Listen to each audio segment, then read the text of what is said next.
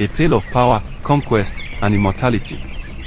Across the sweeping plains of West Africa, more than 4 centuries ago, a legend was born.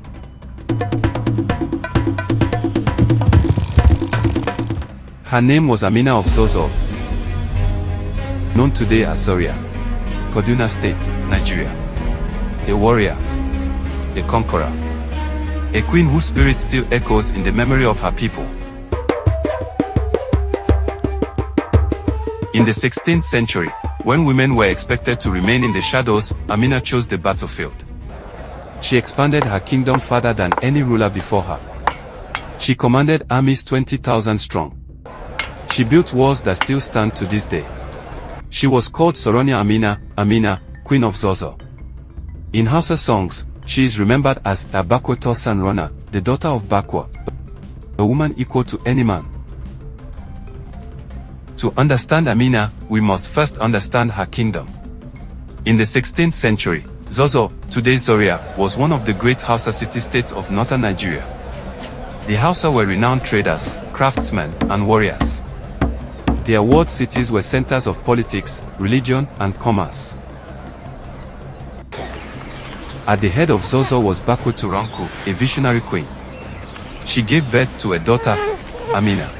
Raised within palace walls, Amina absorbed the arts of governance and diplomacy. But unlike most girls of her time, her heart longed for the battlefield. From childhood, she trained with warriors, sparred with steel, and rode horses with unmatched skill. The fire of destiny already burned in her.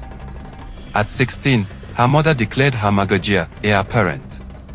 While other princesses learned to weave and prepare for marriage, Amina studied the ways of war.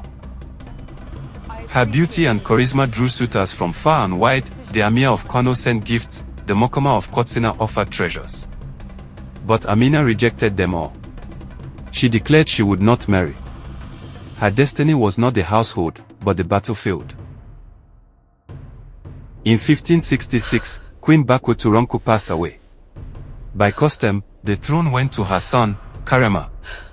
But Amina's fire did not dim. As commander of the cavalry, she became the sword of Zazzau. For 10 years she led her brother's armies, defeating raiders, protecting trade, and earning the respect of warriors. By the time Karama died in 1576, no one questioned who should rule.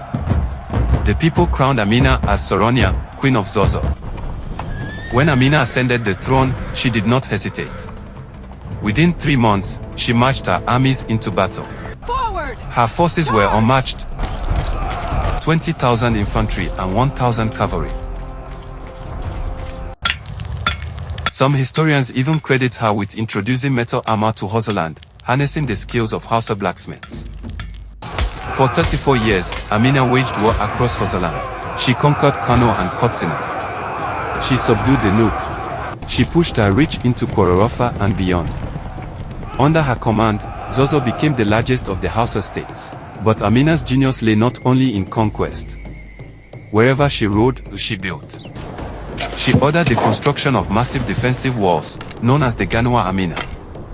These mud brick fortifications encircled towns, marked borders, and secured trade. Some stretched over 15 kilometers. Centuries later, fragments of these walls still stand, silent witnesses to her vision and authority. Amina's wars were not fought for glory alone. They secured wealth. By controlling trade corridors, she made Zazzau a hub of commerce. Salt from the Sahara, kola nuts and gold from the south, leather and cloth from Hausa artisans, all flowed through her empire. Yet behind the conqueror was a woman who defied convention. Amina refused marriage, pledging herself only to her people. Legends tell of her taking lovers from conquered lands, only to have them executed the next day.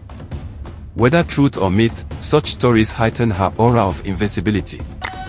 But beyond legend, Amina shattered barriers. In a patriarchal world, she proved that leadership and power were not bound by gender. She became a symbol of possibility, the woman who ruled with fire and iron. For more than 3 decades, Amina reigned as warrior queen. But in 1610, At the age of 77, she met her fate on the battlefield at Atagora, near Bida. She died as she had lived, sword in hand, leading her people into war.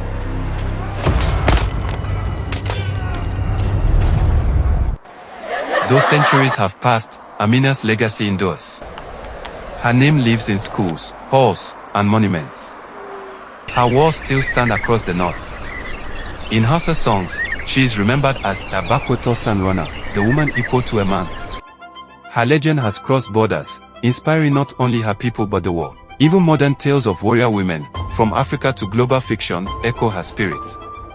In the ruins of Zaria's walls, in the songs of her people, and in the memory of history, Queen Amina still writes. She was not just a queen.